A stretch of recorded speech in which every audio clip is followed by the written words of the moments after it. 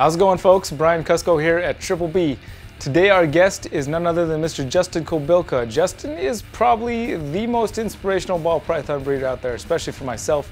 He's a master at creating excitement around the projects he's working on, and he's got a great mind for looking forward and seeing the possible outcome of all the different projects he's working on. So I thought this isn't my first time interviewing Justin, not even my second time, but this is the third time, I believe, and third time's a charm, I'd say, because this one was probably the best one yet. You're watching Triple B TV.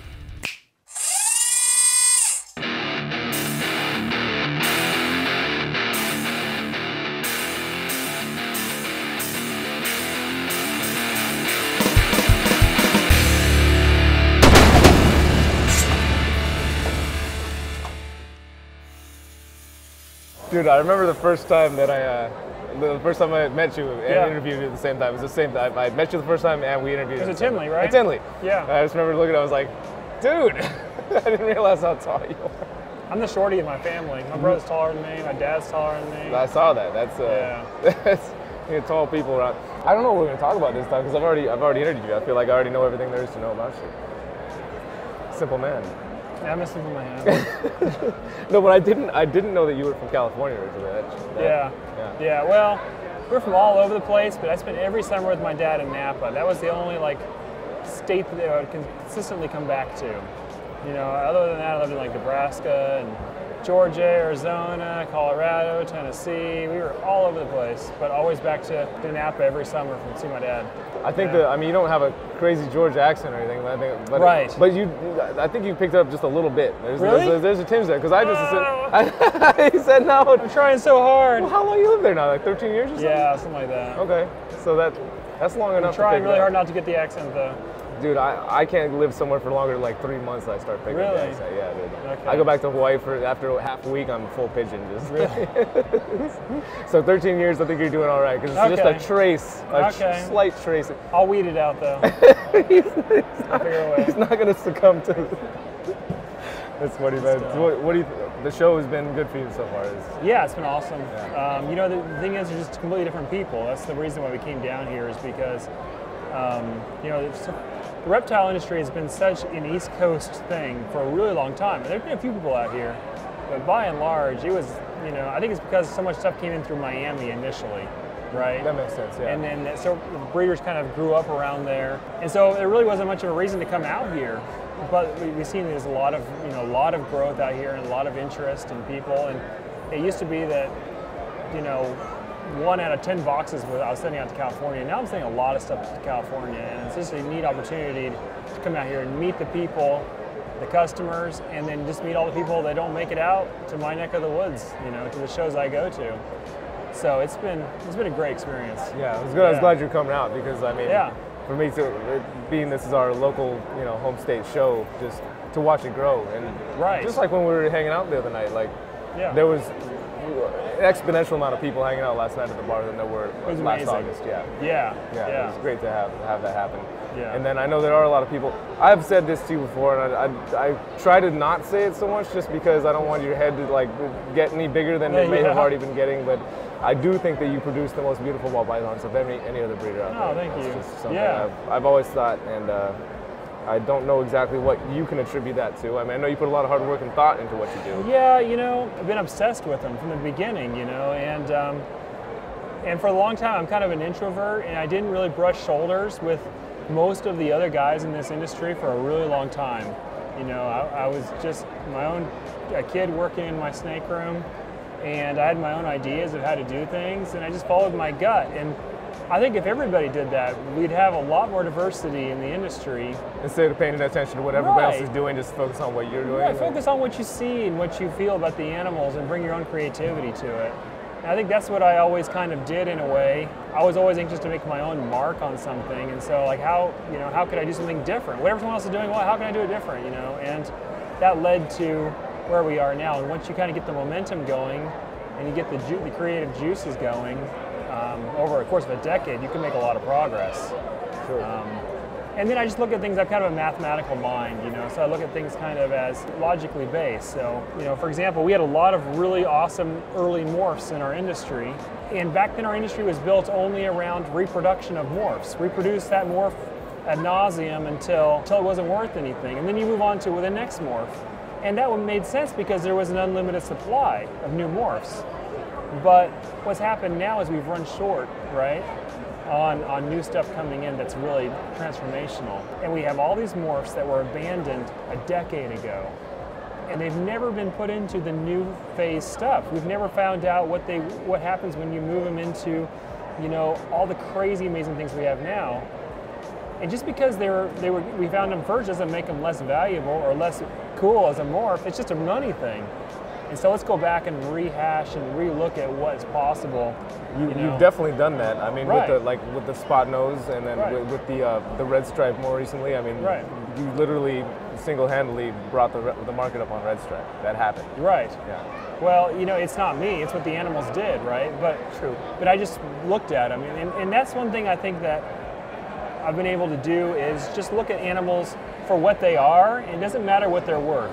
Right? It doesn't matter what the price is or what the people think about them right now.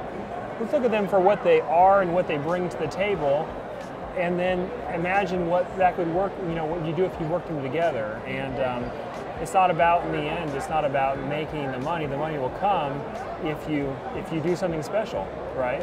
And so that's what we focus on first, is just doing something special. And it works out. You know, you get stuff like this, it's just incredible. Yeah, can you tell us about what do we have here? Okay, so we have a little bit of variety here. We have a dreamsicle. This is an orange dream yellow belly dreamsicle. So dreamsicles are already orange and white, right? They're one of the best snakes out there. And so it's really hard to make them better. So we took a lot of time to think, okay, yellow belly will mess up the pattern a little bit, orange dream will brighten them a little bit, and so we basically made the best version of a dreamsicle so far. We got a long ways to go. Right, we got a long ways to go. I believe that without even knowing how. I believe it's possible. So we'll get there. We got kind of the evolution of the clown here. My favorite. Right, this thing's incredible because it just changes up what's possible from a clown. You know, for years they were trying to make them reduce pattern, just a back stripe. And then we had kind of the second wave, which is like, okay, we're going to embrace the pattern a little bit, embrace the color. But then the next wave clowns is side pattern. We're going to blow up the belly. We're going to blow up the teardrops to where the teardrops are the focus of the snake now instead of the back now. That's exactly what's happening right. with this snake. We're making the sides of the snake the best part. And it's just really, really cool to see that you can take and work on different parts of the snake at different times and bring it together into one really nice package like this. And then red stripe, spot nose, yellow belly, they're all equally responsible. Now it's not one over the other. You got 3 genes that have been around forever, and they look amazing together. It's how to be done. So, and then we got, of course, another double recessive, everybody's favorite too, the clown pied. Yeah. Which basically it's a pied, right, with a clown head, you know? That's not just a clown pied. Right, of course. No. I was like, what? No. That's the base, you know. It's like, you look at it like this is the base model, and then we added upgrades, you know, right? So we upgraded it with orange dream, leopard, and yellow belly. All of which are taking just that color and boosting it huge, you know. That head stamp's pretty wicked too. It's almost like... Yeah, the head stamp's amazing. See it on camera, yeah, it's incredible. It's like a spider head stamp almost. Almost, yeah, almost. And the big thing on these is you don't want to sacrifice the pattern. Right. That's so hard in a pied. And so that comes from years of just keeping back every low white pied I made. Years and years. And although it's random, you can affect it if you spend that much time weeding out the ones you don't want. Orange Dream, of course, boosts the orange. The yellow belly makes all that jagged pattern. The leopard brings in the heavy blacks. It's everything in one snake, and we can still make it better. We're working on it. Yeah. Incubating it. I have faith. If anybody can do it, you can do it. Yeah, sure. we'll figure it out. So, awesome. But no, it's a labor of love, and it's a lot yet to learn about it. Well, you're inspiring a lot of people, myself included, bro. So yeah, man, my pleasure. Keep it up, dude. Thank you for coming to talk with us today. Awesome. Thanks for the interview. Good times. Justin, thank you for coming on and doing the show, my friend. Next week, we're going to be talking with John Michaels of Black Pearl and checking out some really cool dry marcon species that he works with. And until then, you've been watching Triple B TV. Y'all take care.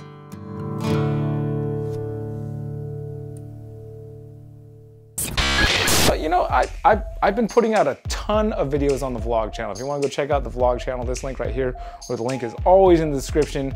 I put out like a video every day last week, which is unprecedented considering how much stuff I've got going on. I don't know what I was thinking. I'm not doing it again.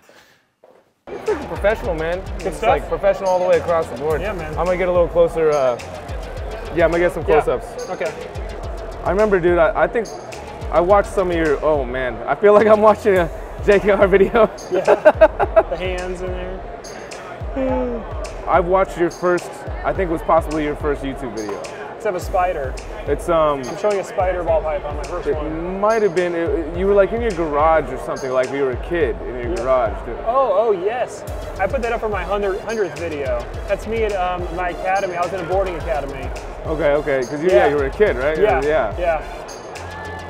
And I was so awkward and geeky. So terrible, you know. But it's good, though, because it shows, you know, where you can come from. And it shows that it's something you always loved. It's not just something that happened overnight because there was money involved, you know? Right. Yeah, I think that... Three-quarters of the Pompeii.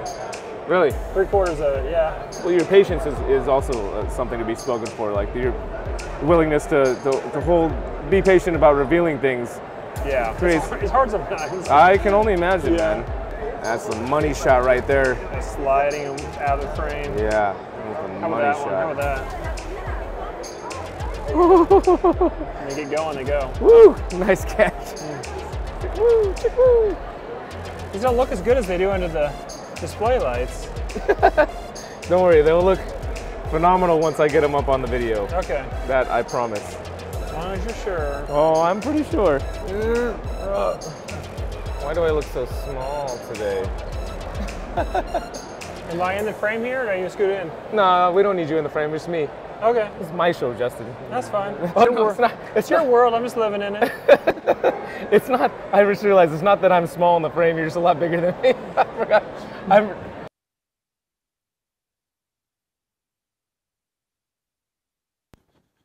And that's how that works. Took